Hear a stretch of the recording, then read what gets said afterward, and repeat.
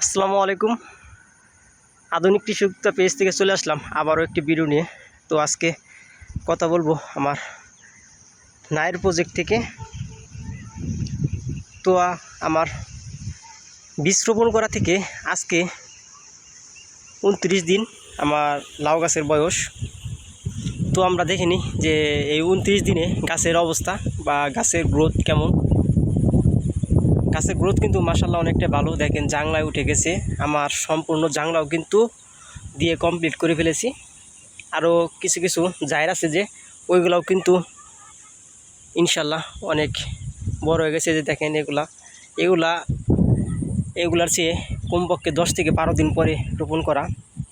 তো ওইগুলো এখন বড় হইতে খুব একটা বেশি দিন লাগবে না, কারণ অতিরিক্ত বৃষ্টির কারণে গাছের গ্রোথ একটু কম। তো তারপরেও গাছ কিন্তু মাশাআল্লাহ এখন অনেকটাই ভালো, কারণ রোগ বিলাই নাই, পোকামাকড় আক্রমণ নাই। তো আসলে যে জন্য ভিডিও করা, তো দেখেন এটা নাইস গ্রিন জাত নাই, এটা নাইস গ্রিন, এটা খুবই ভালো একটা ফলন দিয়ে থাকে। এটা আমাকে বলছিল যে 40 থেকে 45 দিনের মধ্যে জালি আসবে।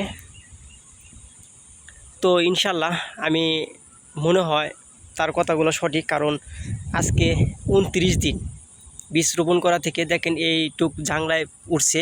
এখান থেকে আজকে 29 দিন। দেখেন 29 দিনেই আমি একটা জালি দেখতে পারছি।